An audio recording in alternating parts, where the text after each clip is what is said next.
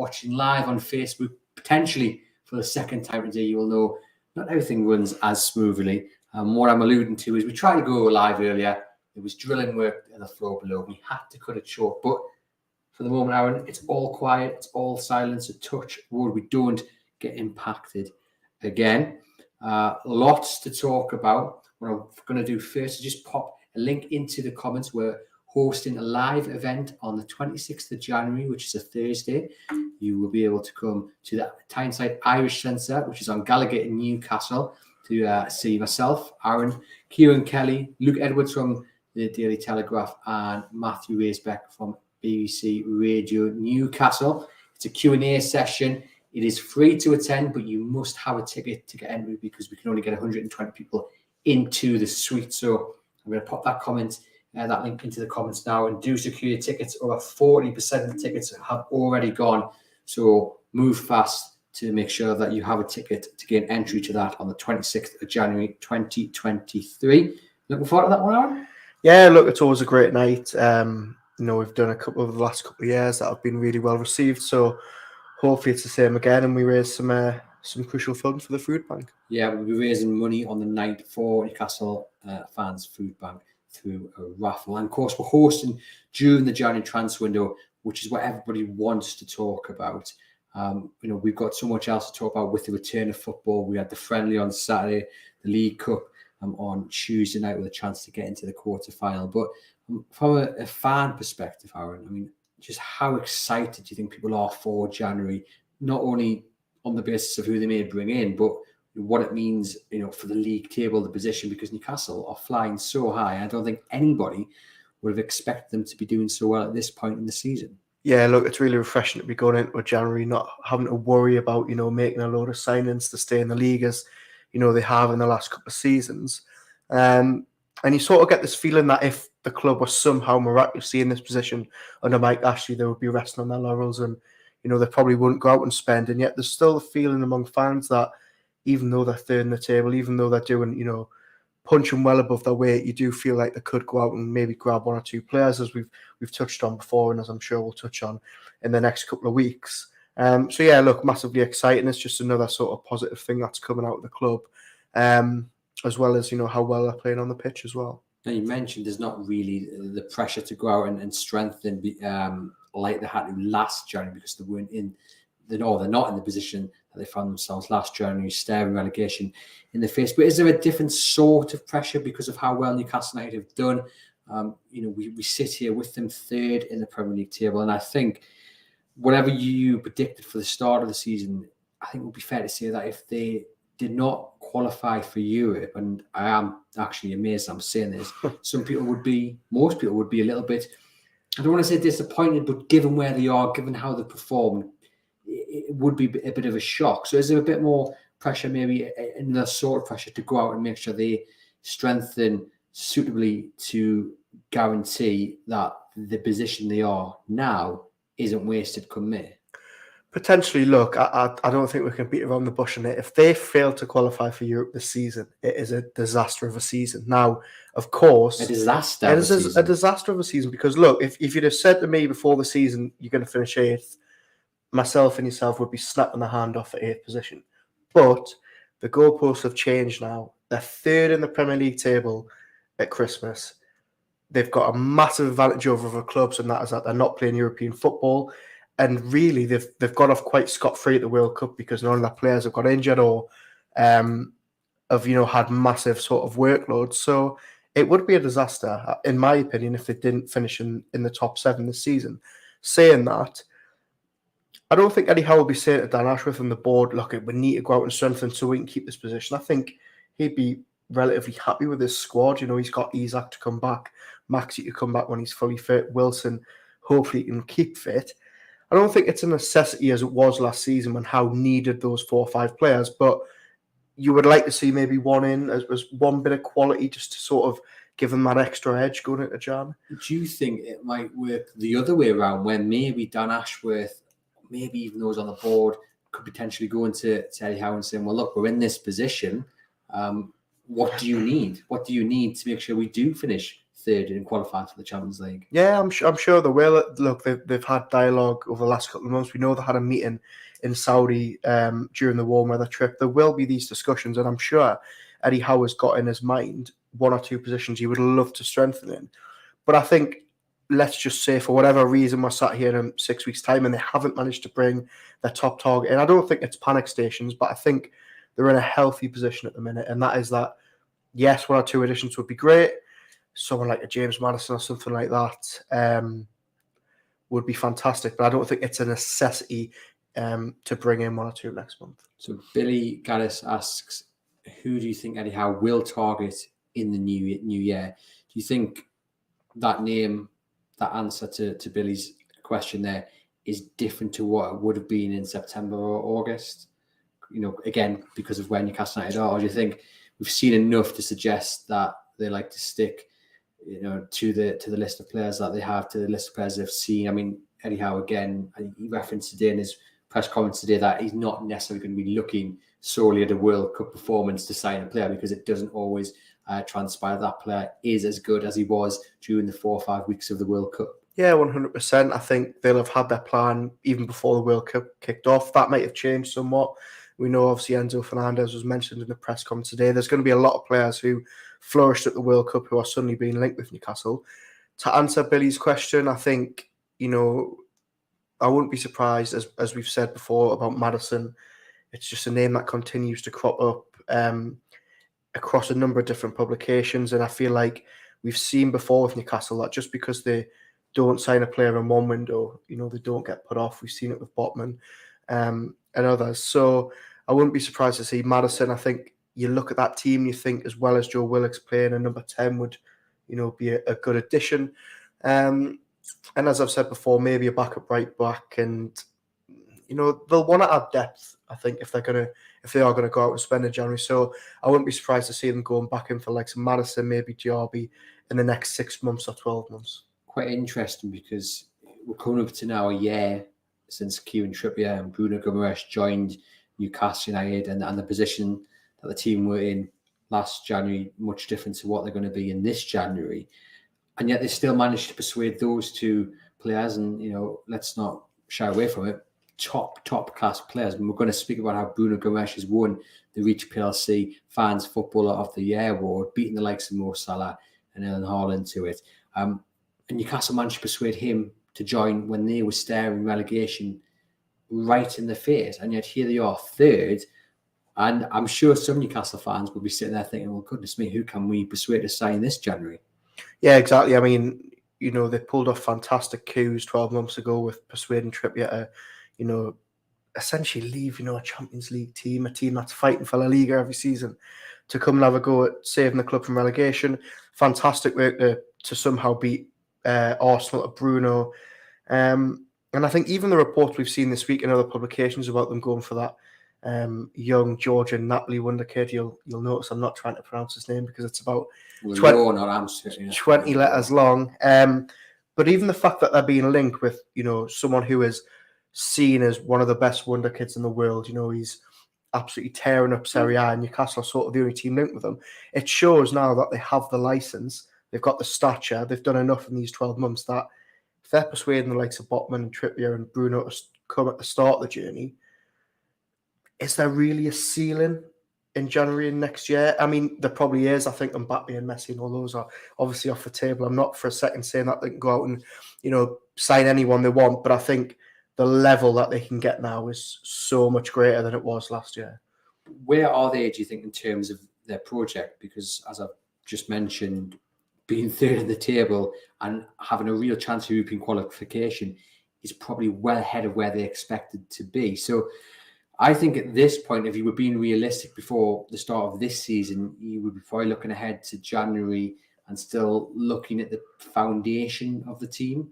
Whereas now you're in a bit of a position where, yes, you still probably need to add maybe one or two building blocks to ensure the foundation is solid. But you're in such a position where actually, you might need a bit of a flair player, someone who has to come in, 2-3 transfer windows earlier to just ensure you get over that line of European qualification. The difficult balance. Yeah, of course it is. And look, this was never the aim. I don't think anybody inside or outside the club thought that they were going to be third and, potentially qualify for the Champions League this season.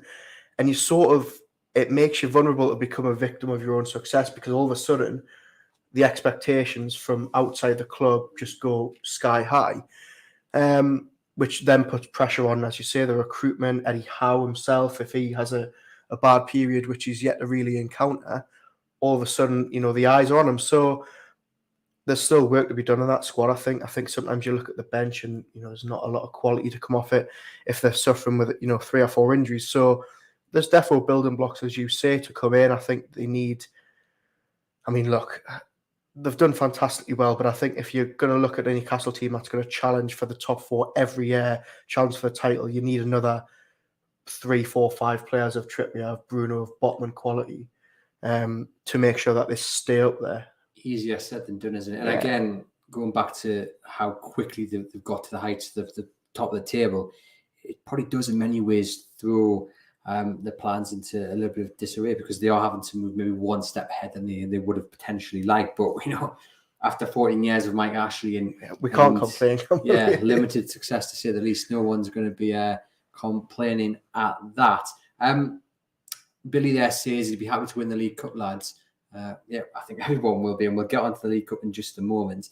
For you, though, Aaron, one position at Newcastle probably, above all else, need to target in January? I'd like to see them bring in another attacking midfielder. I know that there's a debate raging at the minute as to who starts when all 4 of them are fit, in terms of Maxi and Miggy and Isak and Wilson. I would like to see someone who can come in and play as a number 10, sort of in that Willock role, and out wide. Maddison, again, we always come back to it, but he really does fit the bill. And I just look at that team. I think, should anything happen to Trippier, I think you're probably a bit late at right back, with Kraft probably not going to play until the end of the season. So if I was going to have 2, I think I would go a 10 and maybe a backup right back in Jan. I'm going to go striker. I think the fact that we're sitting here, and I know Eddie Howe said Callum Wilson's not injured, but there's going to be a late call on him. But, prior to him saying that, it's been a nervous couple of days, I think, for Newcastle United fans, thinking, well, can Chris Wood really replace him? And I know they've got Isak, but he's yet to be seen, other than, a couple of outings. You got Cure, but he's going to have to go out on loan, isn't he? He's not going to get in that first team setup. I think they need another striker. You know what it is? I think they'll be all right up front if Isak can get back this month and stay fit. I think, these sort of woes that have been talked about up front is purely because they've just never had Wilson and Isak fit at the same time. Chris Wood, I think... Could you think, even if Isak was fit, there's enough there up top?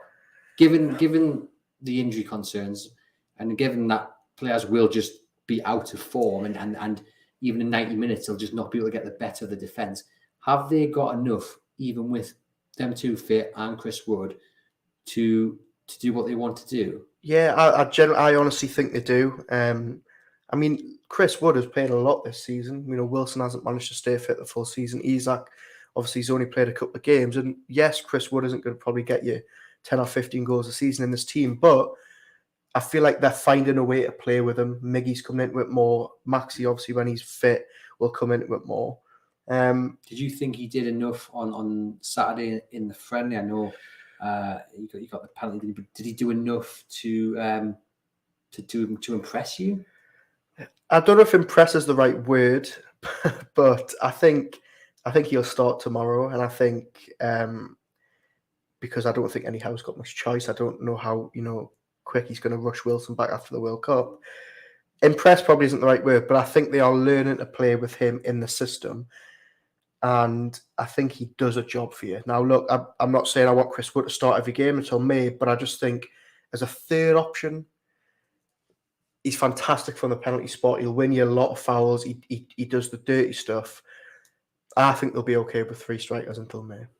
Interesting. I think go out and get a striker and give Newcastle a bit more. But that's the beauty of football, all about opinion. Let's talk about then the league. Well, no, actually, first of all, what we'll do is we'll talk about Bruno Guimaraes winning the Reach PLC Fans Football of the Year, the National award now. Reach PLC is our parent company that own the Chronicle and other papers across the country. And Bruno was up against the likes of Mo Salah and Erling Haaland and Kevin De Bruyne, Beth Mead, host of other top class players. And Bruno Guimaraes beat every single one of them to the vote.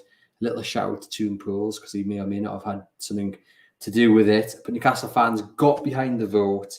A lot of fans voted, well over 10,000, I believe it was. Yeah. So this has been a big vote. And let's take our Newcastle blinkers off. Does he deserve it? Yeah, look, even I think with the black and white tint and spectacles off, I think he does, because, and it's something that we touched on earlier in the live when we tried to record it. A lot of fantastic players in that list. Erling Haaland, who hasn't put a foot wrong this season. Beth Mead, who had a fantastic season for Arsenal and a fantastic Women's Euros. But I think if you look at a 12-month period, all of 2022, I don't think you can say there's been a more informed player in the Premier League. Now, you've got to remember, since March when he got, thrust into the team by Howe, he has not had, sort of many off days. He's had consistent runs of form. That summer break just seemed to, instead of holding back, it seemed to just reinvigorate him. So I generally do think he's a worthy winner.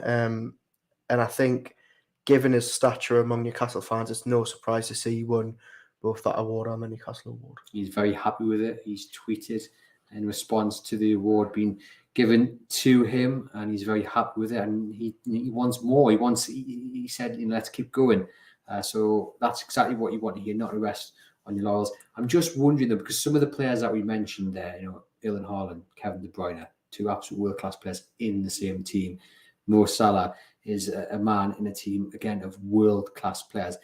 Is that what Bruno Guimaraes needs to go up to the next level? He needs to be in a team full of superstars, and hopefully that happens at Newcastle. Yeah, potentially. Look, he's looked a step above. Him and Trippier have looked, like they're a level above this team. And I think one of the big things to keep him at the club is making sure you've got players around him that are on the same level. Now, I don't think Bruno's in any hurry to leave, but if you're 2 or 3 years down the line and he's still sort of the biggest name at the team, you'd be thinking, have Newcastle done the recruitment right? So, look, I think he'll be there for years to come. He's got such a good relationship with the fans.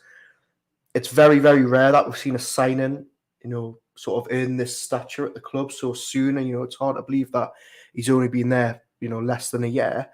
But yeah, I think over time you'd like to see a couple of players of his quality or better come in.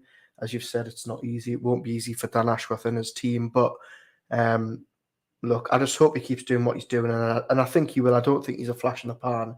I think he thrives on the energy that these Newcastle fans give him. And I think he'll have a massive role to play in 2023 and beyond. Oh, 100%. And what we've seen with Bruno coming in is the impact that he's had on the likes of Joe Linton and him and Kieran Trippier, as in Bruno and Trippier. It's no surprise that the players in and around them have started to pick up. You look at Miguel Almiron. I mean, it's gone a little bit under the radar, but the partnership between Guimaraes and Almiron is unbelievable. I mean, off the top of my head, I think Guimaraes has got about 4 or 5 assists from Almiron's batch of goals over the end of last season and this season. I think, and correct me if I'm wrong, but I think Bruno's only assisted goals for Miggy Almiron at Newcastle. I don't think he's set up any other player than Miggy, which shows the partnership they've got, and Trippier plays a big role in that down the right, and Longstaff, when he fills in for Bruno in that role, is fitted in like a glove. So, yeah, absolutely fantastic. And look, we don't need to tell Newcastle United fans how brilliant he's been, but it's good to see that, the national vote, it wasn't just the Newcastle vote that he won. He's also clearly impressed Premier League fans as well. Yes. So brilliant to see Guimaraes get that accolade. You mentioned there Sean Longstaff.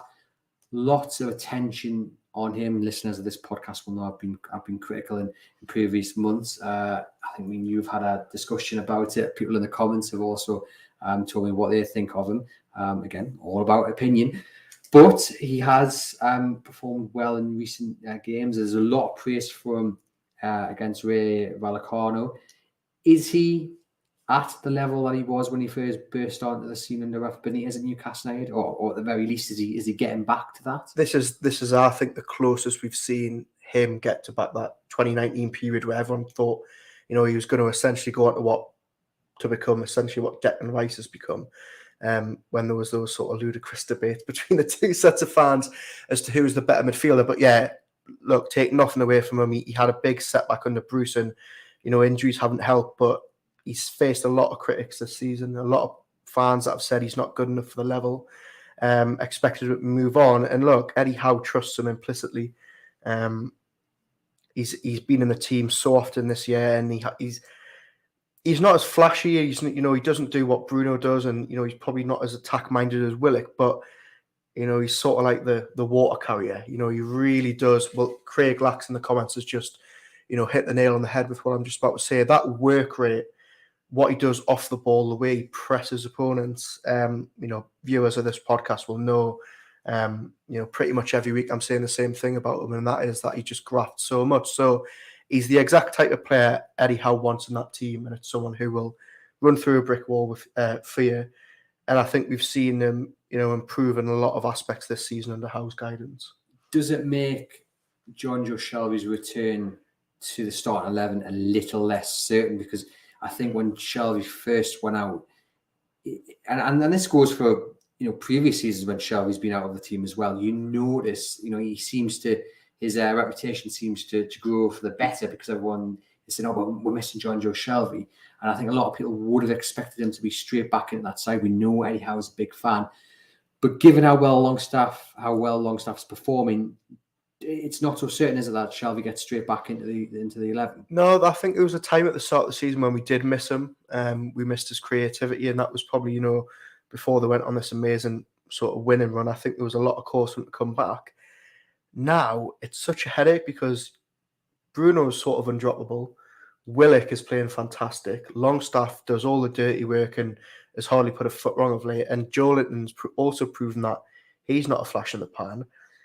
That's instantly 4. There's only 3 positions. Shelvey's got to come back. Anderson, we all thought would get loads of game time, but he hasn't, in that sort of number 10 role. So big sort of positive dilemma to have for Eddie Howe, because he's got 5 names that he could easily pick. But I think Shelvey is going to have to work really, really hard to stay in this team, to win back his place in this team, and then to stay in this team. Because at the minute, I don't think he gets in that midfield.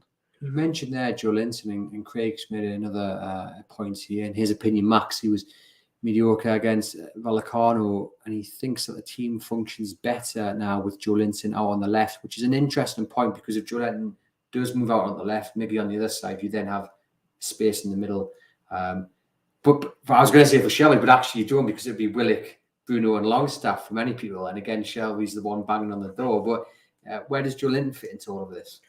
I think it's a good dilemma to have. I think when Eddie Howe first tried it earlier this season, when he moved Joe Linton into attack, everyone was thinking, what's going on here? But I think it offers the team a lot more balance. I think Joe Linton offers a lot more defensively in that position than Maxi does, and maybe even more than Fraser and Murphy. So it's good to see that Joe Linton isn't just sort of constricted to that midfield anymore, and that we can actually move him a bit further forward. I don't think we've seen a massive improvement in his attacking game. I don't think you'd ever want him starting in that sort of left of the 3 if Maxi was anywhere near fully fit. But I think it does sort of ease the pressure on Howe if he doesn't want to move Joe Linton a bit further up, and it allows Bruno or Shelvey. There you go. That's an interesting take. And so let's say tomorrow. Well, not tomorrow, because Joe Linton did pick up a knock, didn't he? So let's say in a few weeks' time, start of January perhaps, and everyone's fit. Everyone's fit and raring to go.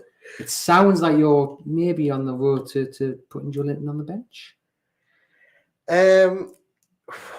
See, this is why Eddie Howe's paid the big bucks and I'm not, because I'll be sat scratching my head about this one. I think if they're all fit, I think you'd have to have Maxi in the starting 11. No.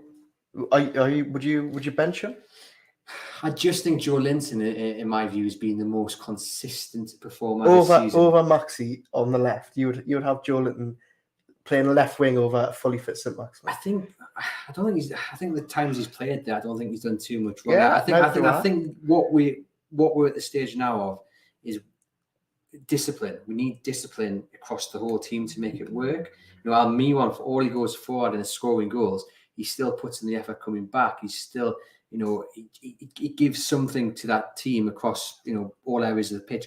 Maxi is is great going forward. And yes, he frightened Kyle Walker, and everyone says he frightened Kyle Walker when he last had his proper outing against Manchester City, didn't he? But I saw a few comments about his performance against Rayo Vallecano where he looked like he had plenty in his legs and he was running, but did he do enough to really force his way back into that side?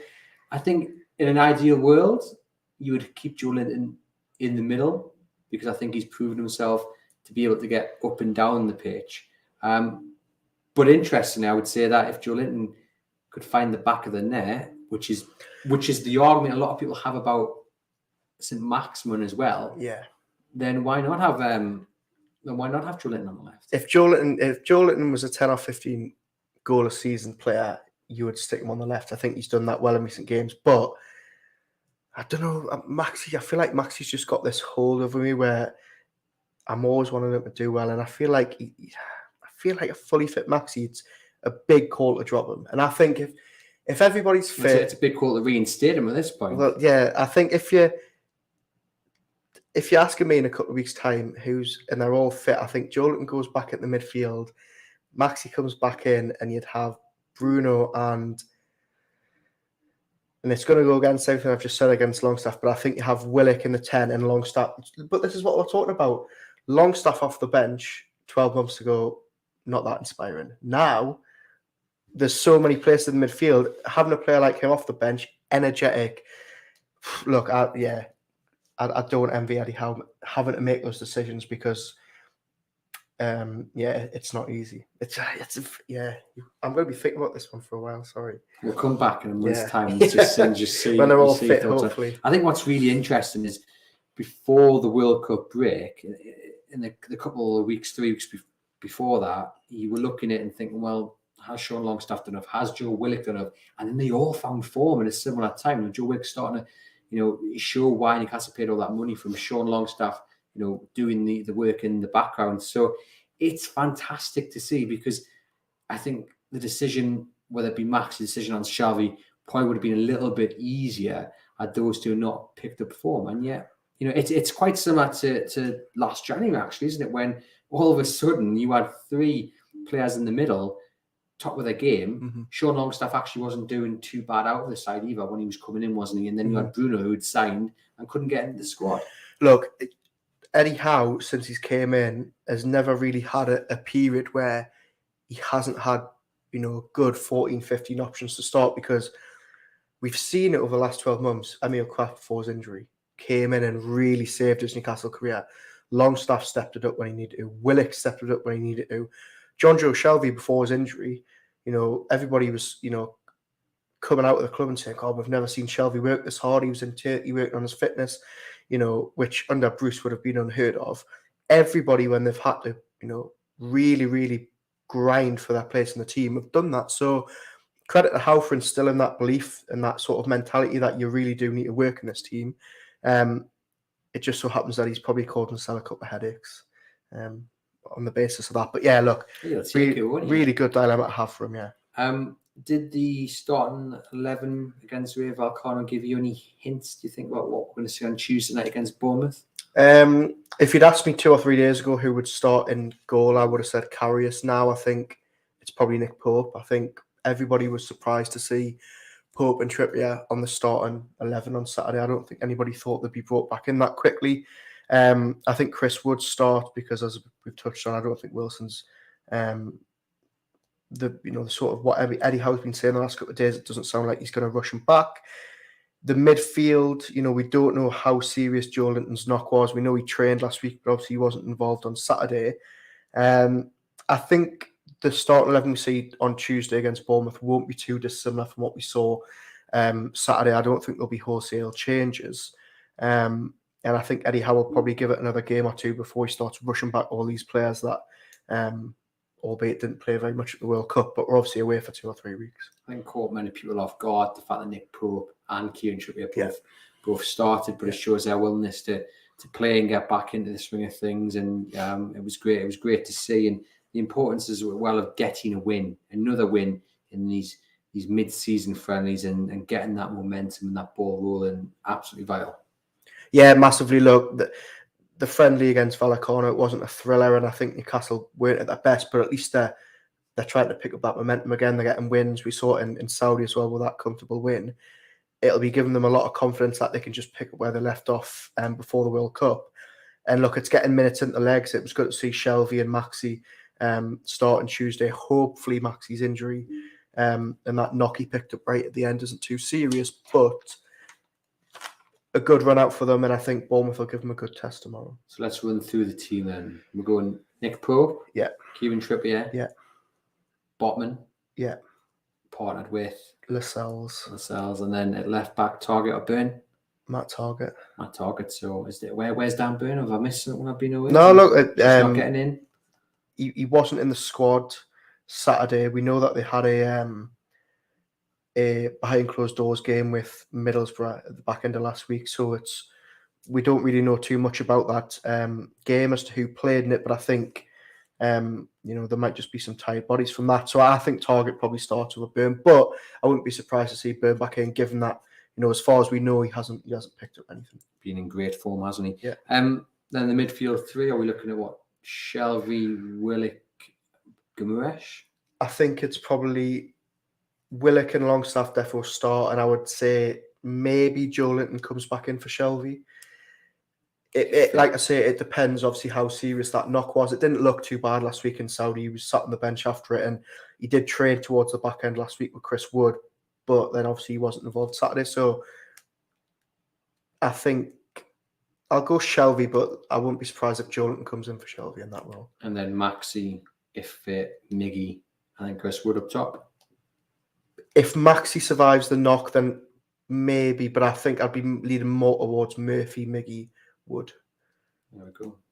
Newcastle to win. Are Newcastle going to be in the quarter-final of the League Cup? Yeah, I think they will. I think Eddie Howe stressed again this morning in his press conference how keen he is to, have a really good stab at this cup and how it's his dream to win something at Newcastle. I think they'll go strong. I think they'll, really, really treat it as a Premier League game or a big, important, competitive clash.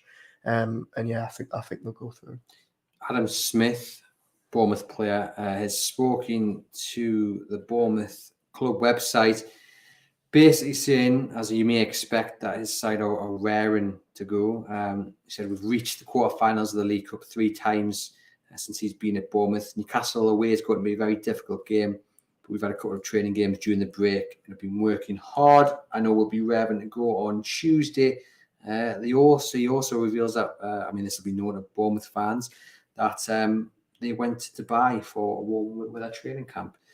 So they were in the same region as Newcastle were. So it was good to get away, to get some hard training in the heat. It's tough on the body, working in the cold, it affects your joints and your tendons are stiffer.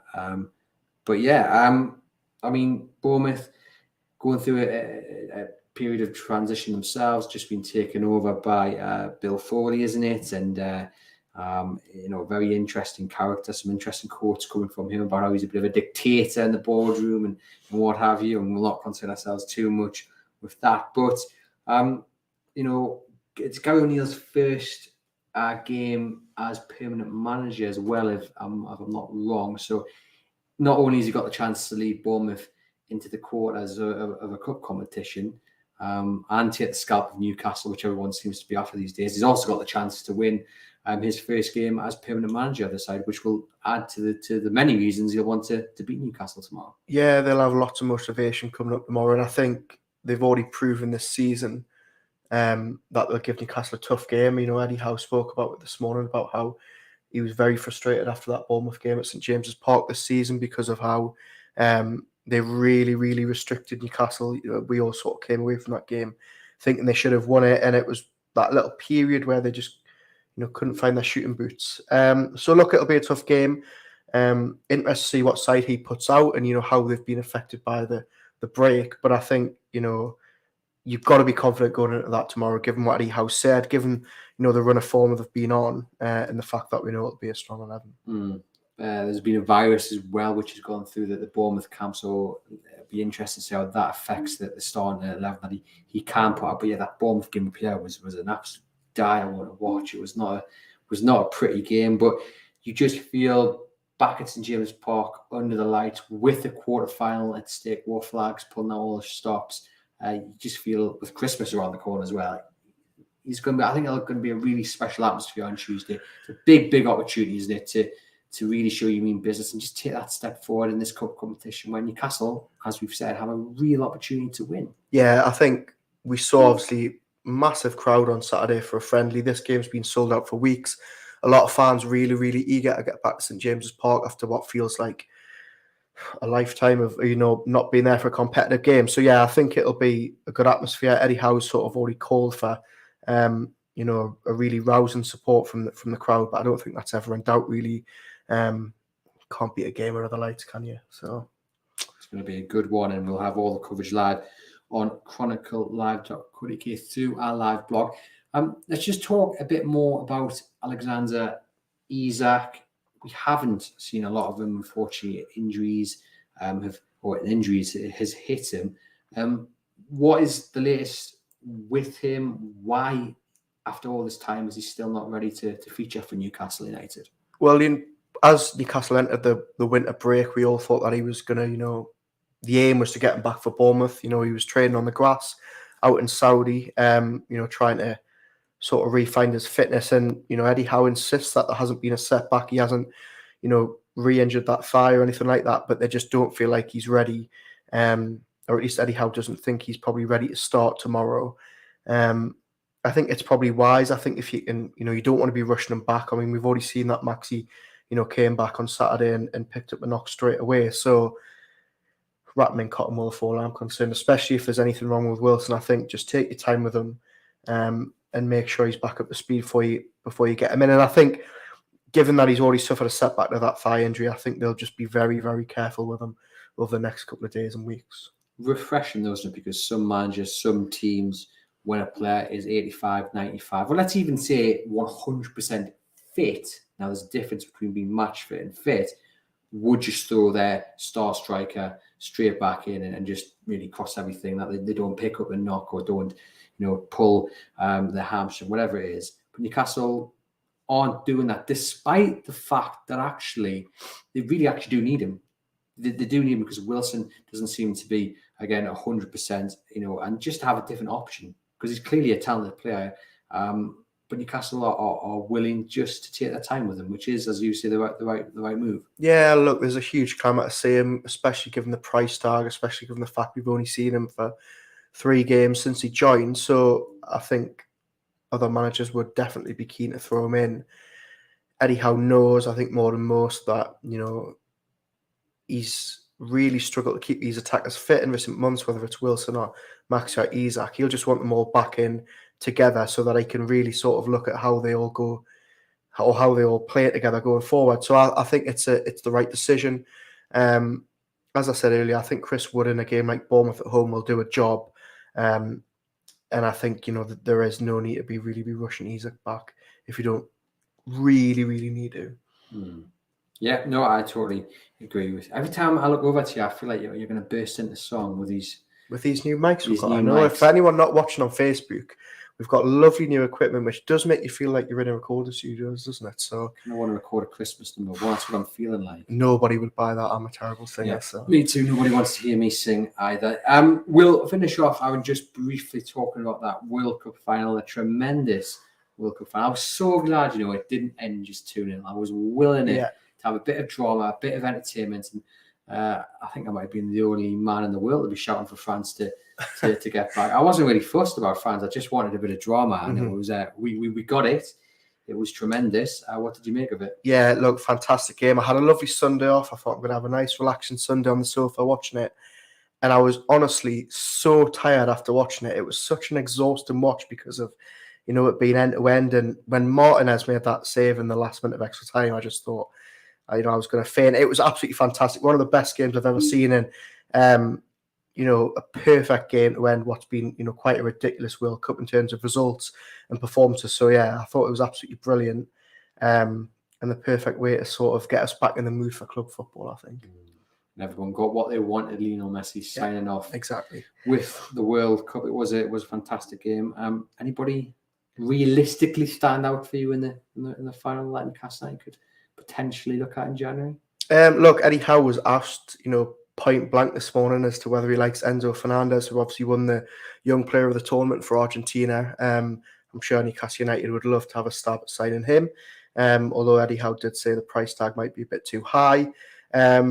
Look, a lot of players will have done a lot of good. That Thuram who came on early for France, He's not mistaken though. He got booked for diving. I'm not but alright look, with that. He's got a very, very close bond with Maxi, which is what we like to see. Newcastle have been linked with them in the past.